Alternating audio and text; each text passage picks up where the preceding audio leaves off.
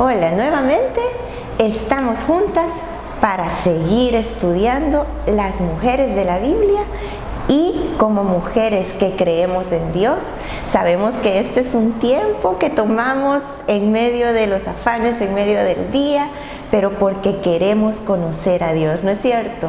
Pues bienvenida entonces a un programa más, a un estudio más. Y yo sé que este programa, así como lo ha sido para mí de entender cosas o conocer cosas que antes no habíamos leído ni quizás escuchado de la palabra de Dios, pues yo espero que así sea este programa. ¿Por qué? Bueno, se va a tratar sobre la esposa de uno de los profetas en el tiempo del exilio. ¿Te recuerdas que estamos estudiando las mujeres de la Biblia dentro de la historia de Israel? Y así en forma cronológica, y ahorita estamos en el momento del exilio, cuando Dios envió específicamente a Nabucodonosor hacia el reino del sur. ¿Por qué solo estamos tocando en el exilio a Nabucodonosor? Porque el reino del norte, las 10 tribus del norte, fueron llevadas cautivas por Asiria. Si te recuerdas, lo estuvimos viendo eso hace un par de programas atrás. Puedes, si tú no te perdiste estos programas o no has seguido así como la línea cronológica de las mujeres de la Biblia en este estudio, te invito a que vayas atrás a los programas anteriores y puedas estudiarlo junto con nosotros. Pero entonces esa tribu, el reino del norte, fue destruido por Asiria. Y se mencionan que son las 10 tribus perdidas de Israel porque nunca regresaron, no así el reino del sur. Pero como una introducción también y como una conexión al programa de la semana anterior, que estuvieron nuestras hermanas del Ministerio de Madres Unidas para Orar, Moms in Prayer, que es conocido internacionalmente. De verdad fue un programa muy especial, muy lindo, y si tú quieres volverlo a ver o compartirlo con conocidas, con otras mamás, con las mamás de los grados de tus hijos, de repente puedes hacerlo, porque todas necesitamos estar orando por nuestros hijos, no solo proveerles de alimento, no solo ver que sus closets estén bien, que la casa esté con un buen ambiente, pero esa oración y eso pararnos en la brecha por la vida espiritual de nuestros hijos es tan valioso, es tan determinante, es tan importante. Y estoy tocando ese programa de la semana anterior porque la hermana Marisol, que es la directora nacional de este ministerio, ella estuvo mencionó, cuando ella oró al final del programa, mencionó a los jóvenes que nosotros conocemos que se desarrolla esta etapa del exilio. Ella estuvo mencionando en su oración a Daniel, a Sadrach, Mesach y Abednego, que eran sus amigos, y entonces comenzamos a escuchar sobre estos 4 jóvenes que fueron deportados desde Jerusalén hasta Babilonia y la vida que ellos llevaron en Babilonia y cómo ellos fueron tomados para estar al servicio de Nabucodonosor y cómo Dios los usó, y Daniel se destacó, no solo sus 3 amigos, sino que Daniel se destacaron por ser jóvenes que tenían temor de Dios. Tú te recordarás esas historias bíblicas en donde Daniel y sus amigos fueron llevados, los amigos de Daniel fueron llevados al horno de fuego, como al comienzo de toda esa etapa quisieron darles de comer igual que todos y ellos dijeron que no porque ellos eran israelitas, ellos eran diferentes y todo eso. Ese es el tiempo del exilio. Ese es el tiempo en donde vemos en la Biblia el relato de cómo estos jóvenes, junto a muchos más, pero quienes se destacan y de quienes nos habla la Biblia, de estos 4 jóvenes, cómo fueron deportados desde Jerusalén y fueron llevados a Babilonia. Y entonces Marisol en su oración mencionaba a las mamás de estos jóvenes. En realidad la Biblia no las menciona, pero nosotros podríamos deducir qué les enseñaron, cómo vivieron en sus casas, ¿Qué fue lo que Dios permitió que ellos vivieran antes de la deportación hacia Babilonia? Para que durante ese tiempo que ellos fueron tomados de sus casas, llevados cautivos, y hasta cierto punto ellos lograron cierta vida buena, digámoslo así, porque entraron al palacio y estuvieron sí como cautivos, pero con libertades del palacio, igual que el rey de Jerusalén en esos días. Pero ¿cómo fue que ellos se mantuvieron con su fe en el Señor?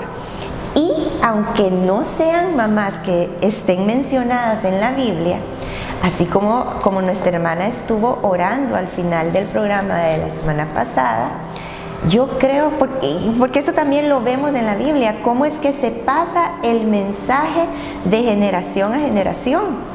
El diseño de Dios es que a través de compartirle a nuestros hijos, porque así dicen los salmos y otros versículos más, que de generación a generación se pasa el mensaje de la palabra. Así que como mamás, yo creo que podemos mencionar en este tiempo del exilio, podemos recordar y mencionar a estas mujeres que aunque la Biblia no las menciona, pero vemos a sus hijos.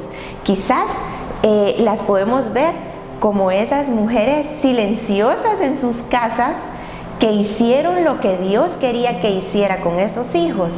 Los fundamentaron en la palabra, porque en ese tiempo la educación era en casa.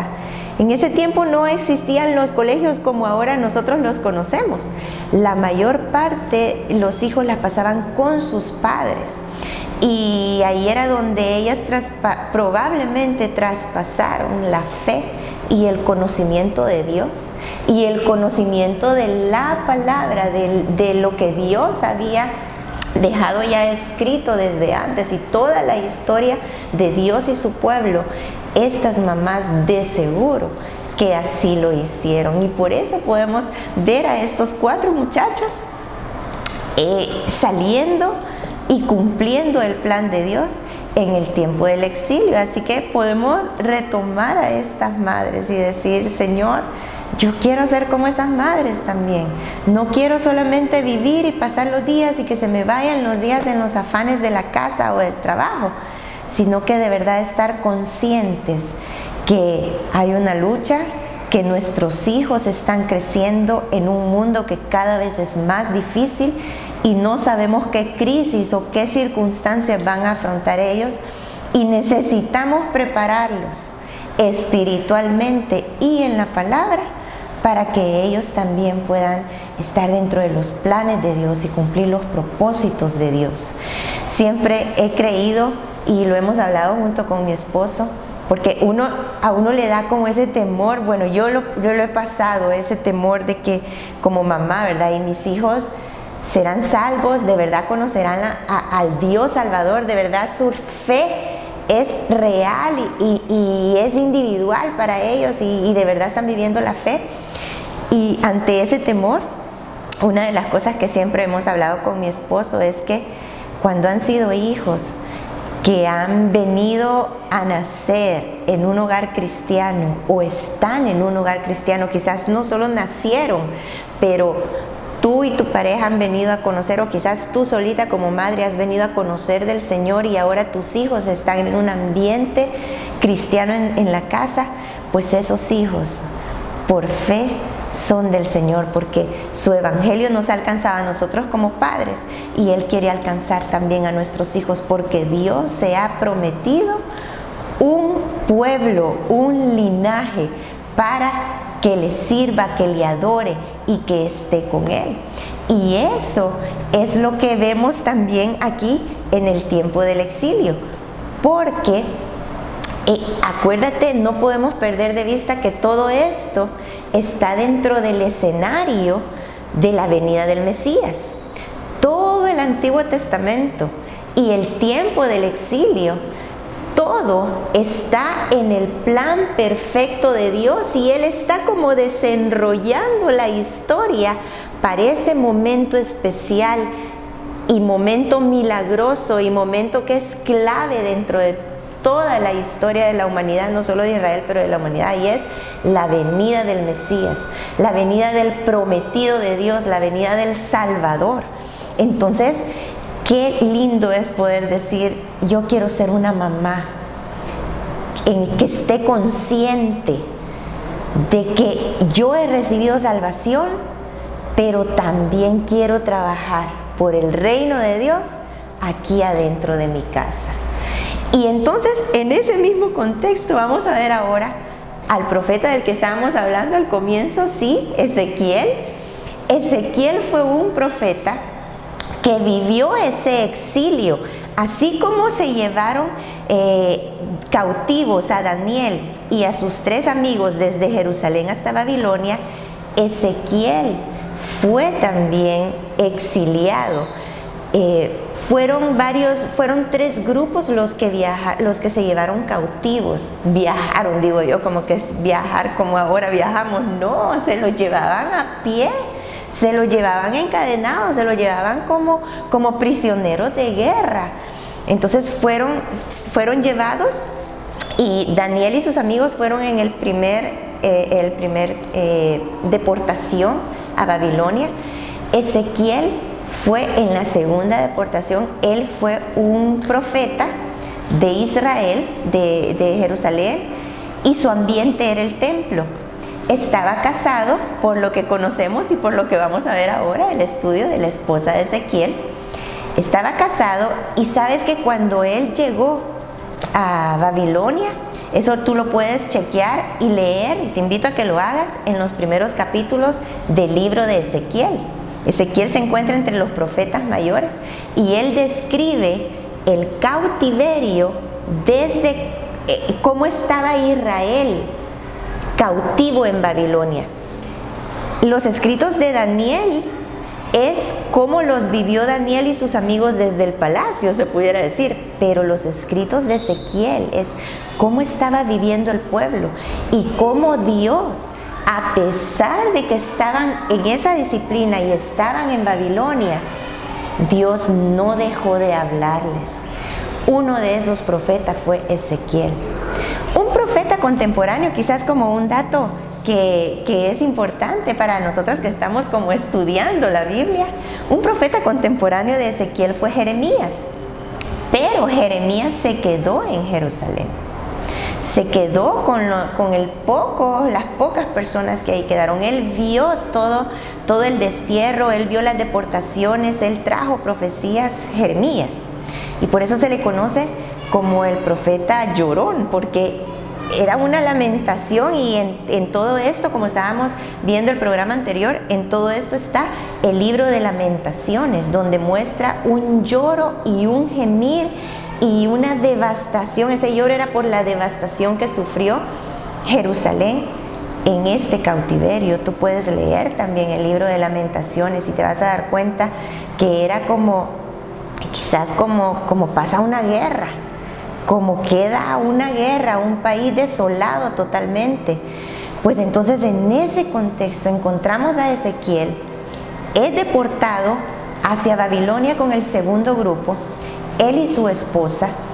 Y entonces en Babilonia, Dios empieza a traerle palabra a Ezequiel, y él empieza a hablarle a todos los cautivos que estaban viviendo en Babilonia. ¿Te acuerdas que cuando empezamos a estudiar este periodo histórico, Dios les dio permiso a los israelitas, a los judíos, para que ellos hicieran una vida normal, digámoslo así, pero dentro de Babilonia? Y esa es una diferencia con la esclavitud en Egipto, muchos años antes.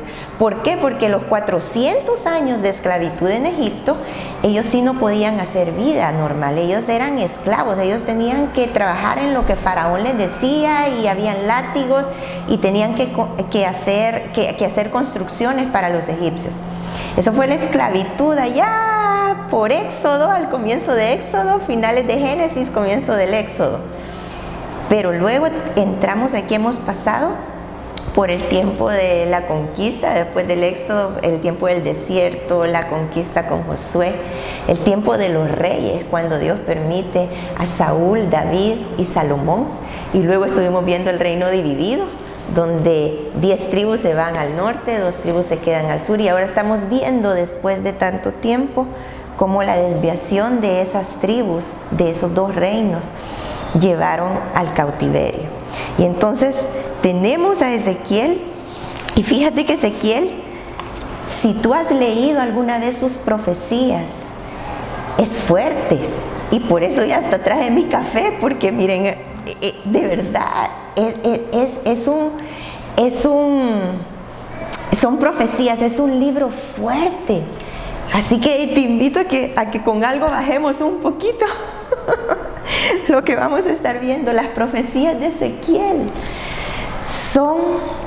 Dios le dijo a Ezequiel, le decía que hiciera cosas a Ezequiel, y a través de lo que hacía, entonces después Ezequiel les hablaba al pueblo lo que Dios, el mensaje de Dios.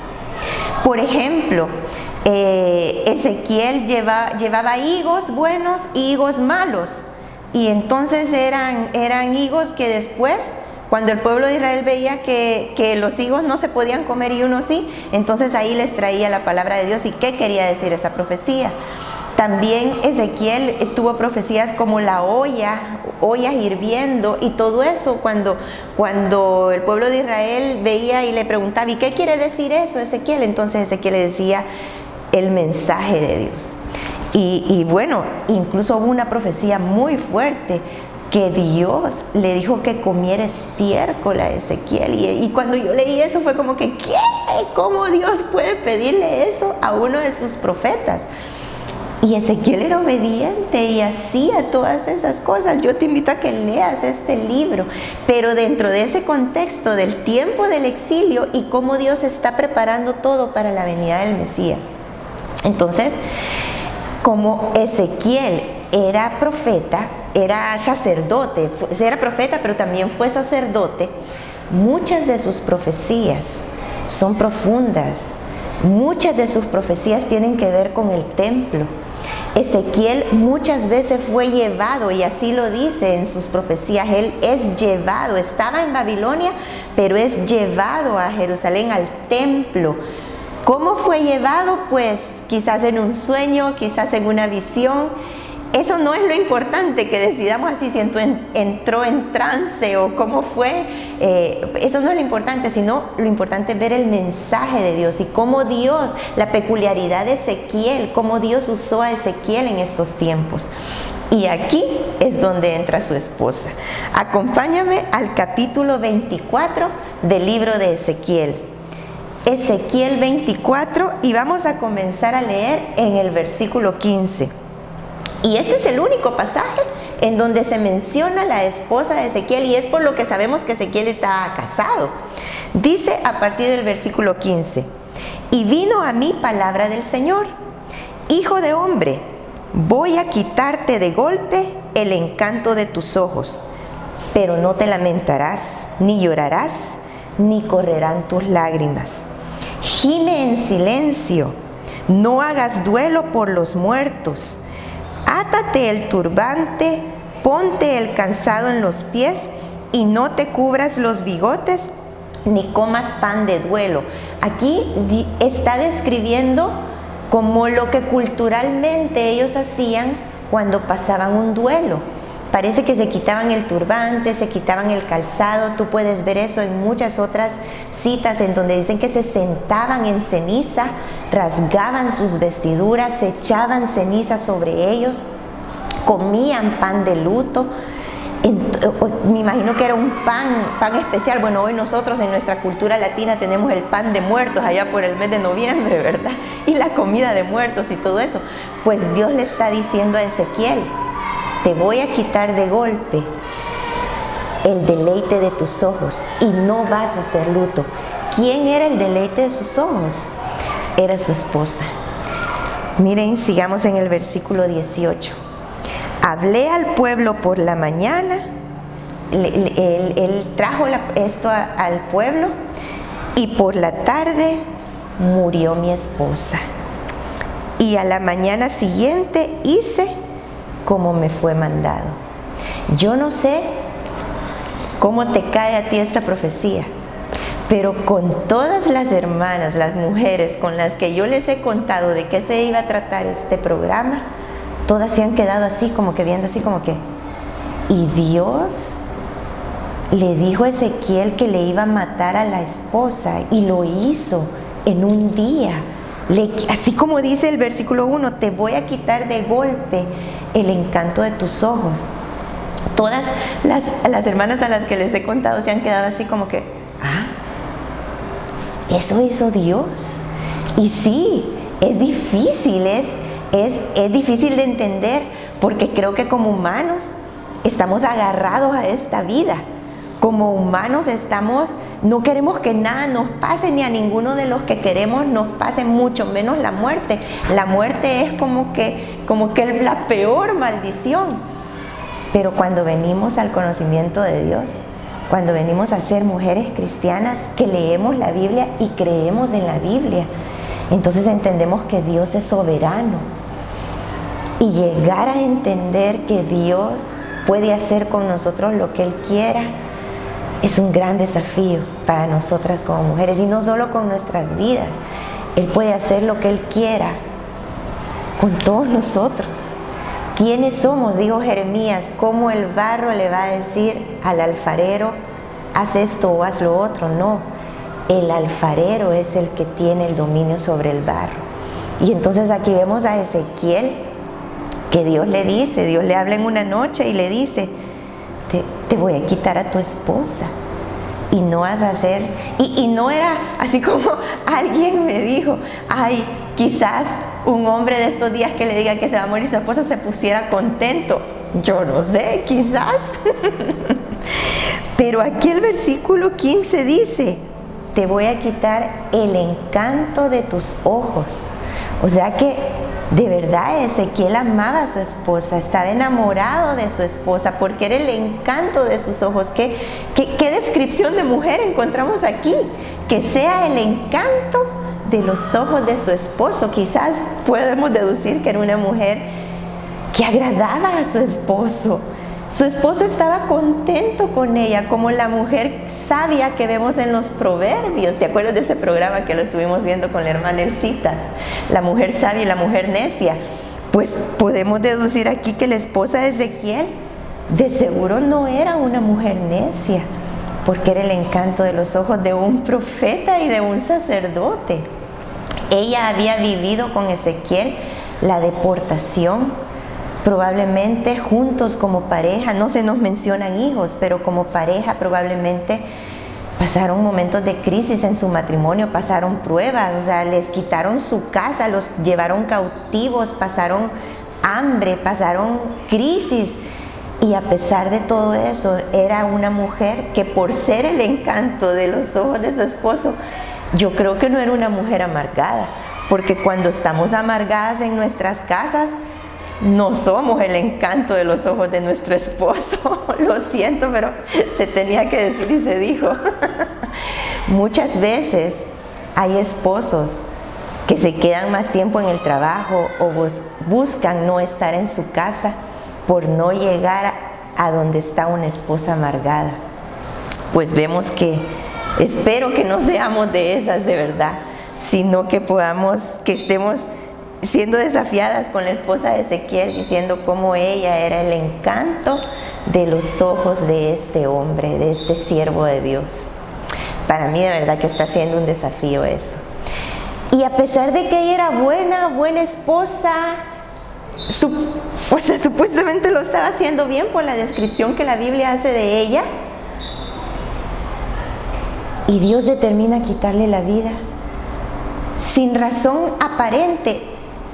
Y digo aparente porque sí había razón especial, y era que Dios tenía un mensaje a través de esta pareja. Qué duro que Dios haya usado la muerte de esta mujer para hablarle al pueblo. Vamos a seguir leyendo para entender por qué Dios hizo pasar por esta crisis emocional y espiritual a Ezequiel y a su esposa. No sé si Ezequiel le dijo a ella, Dios te va a llamar esta noche. No sé. Quizás cuando lleguemos al cielo sea de las cosas que le vamos a preguntar, ¿verdad? Aquí el relato solo dice que Dios le habló en la noche, en la mañana Él le habló al pueblo en Babilonia y en la tarde su esposa se había muerto. No sabemos si solamente fue un suspiro que Dios se la llevó, si fue un desmayo, si fue una enfermedad, no lo sabemos. Lo que sí dice la palabra es que esa misma tarde el Señor se la llevó. Mira el versículo 20, dice: entonces les respondí, porque el versículo 19, cuando los israelitas vieron eso que le estaba pasando a Ezequiel, que su esposa se le había muerto, que él les había traído profecía en la mañana, en la tarde su esposa se muere, y Ezequiel no hace luto por ella, sabiendo que era una mujer que la amaba, los israelitas en el versículo 19 se acercaban a Ezequiel y le decían: ¿qué quiere decir esto? O sea, ellos estaban acostumbrados, creo yo, a que Ezequiel hacía cosas y luego les traía el mensaje de Dios. Entonces ellos entendían que esto que le estaba pasando a Ezequiel y a su esposa no era así nomás, sino que tenía un propósito de Dios. En el versículo 19 le dicen: ¿qué pasa? Dinos el significado de esto. En el verso 20 dice que Ezequiel les responde: la palabra del Señor vino a mí y me dijo: habla a la casa de Israel, así dice el Señor Dios, voy a profanar mi santuario, que para ustedes es el orgullo de su fuerza, encanto de sus ojos y deleite de su alma. Sus hijos y sus hijas que ustedes han dejado detrás caerán a espada. Aquí está hablando del tercer grupo de deportados que iba a ser llevado también a Babilonia. Versículo 22: harán como yo he hecho, no cubrirán sus bigotes ni comerán pan de duelo, sus turbantes estarán sobre sus cabezas y sus calzados sobre sus pies, no se lamentarán ni llorarán, sino que se pudrirán en sus iniquidades y gemirán unos con otros. Qué dura esta profecía. Es como que si Dios le esté diciendo: va a morir, va a pasar algo, va a morir tu esposa, pero no la vas a velar, no se van a vestir de negro, no van a tomar cafecito en la vela, no va a haber nada de lo que culturalmente se hace. Y Dios les dice aquí a través de Ezequiel qué significa el deleite de sus ojos. Los israelitas tenían el templo, y aún lo podemos ver hoy en día con los judíos, tenían el templo como su gozo, como la gloria de ellos. Y a través de las profecías anteriores de Ezequiel vemos cómo Dios lo lleva al templo y cómo quizás por fuera era bonito, pero por dentro. Hay una profecía de Ezequiel donde Dios lo lleva a los cuartos de los sacerdotes y le dice que rasque en la pared. Y entonces adentro de la pared estaban sucediendo pecados. Entonces es como que si el templo era una imagen bonita, porque acuérdense que Salomón lo dejó en oro, ese templo era de oro, pero adentro estaba podrido.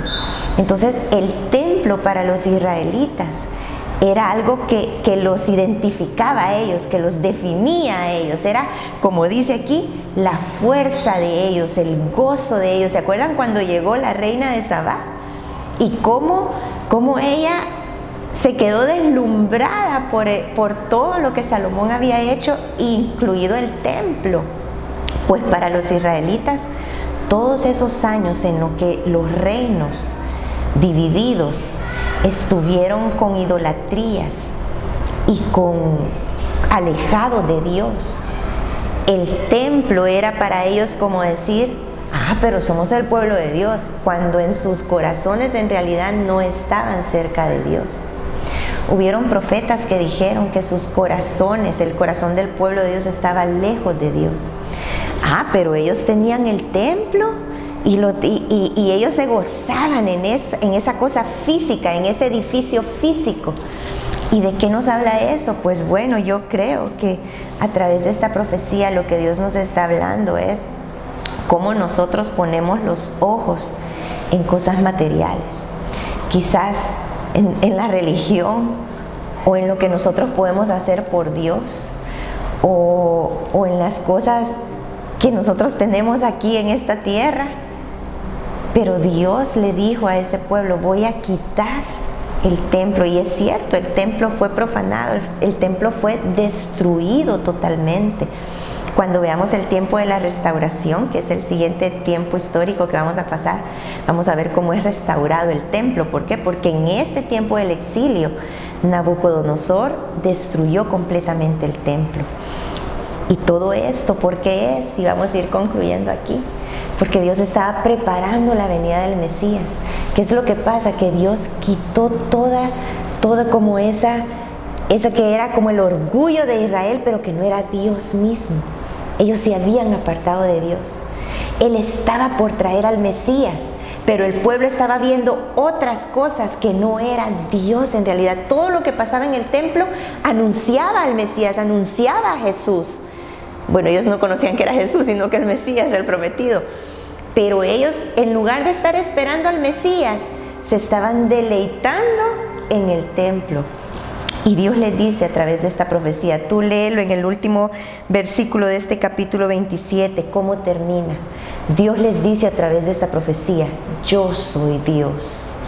Entonces, ¿cómo podemos concluir este programa? Bueno, pues pidiéndole a Dios que, como dice allá Hebreos, que Dios remueva todo lo que no es de Él en nuestras vidas y que quede lo inconmovible, que quede lo que es de Dios. Dios incluso tiene el poder para mover personas como la esposa de Ezequiel, pero todo tiene un propósito, todo es porque solo quede Dios. ¿Qué te parece si oramos? Y esta es una oración de valientes, de mujeres valientes, de decirle, Señor, remueve en mi vida todo lo que no sea tuyo, todo lo que sea mi orgullo y mi deleite, pero que no eres tú, remuévelo, Señor. A veces da temor hacer este tipo de oración, pero es que también al final uno sabe que Dios es Dios y que Él es soberano y que solo Él merece la gloria. Oremos, acompáñame a orar. Gracias, Señor, gracias por tu palabra, que aunque a veces es dura y aunque a veces nos desafía y nos muestra que bajamos los ojos de ti, que nos gloriamos en cosas, que nos deleitamos en cosas que no eres tú, Señor.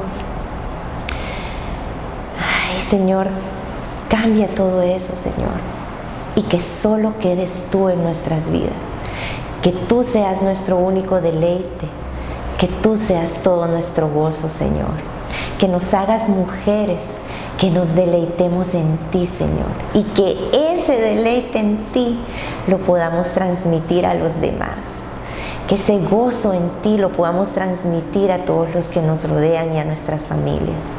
En el nombre de Dios oramos. Amén. Gracias, Señor. Y bueno, pues la próxima vez que tú te quieras deleitar en cosas, por ejemplo, a veces a mí me ha pasado, ay, es que la alabanza es la alabanza de mi iglesia, o lo que pasa en mi iglesia, o esto, o mi pastor. No, es el Señor. Él quiere ser el centro de nuestra vida. Qué desafío, hermanas. Sigue leyendo las profecías de Ezequiel y que Dios nos continúe hablando. Te espero en el siguiente programa. Dios te bendiga.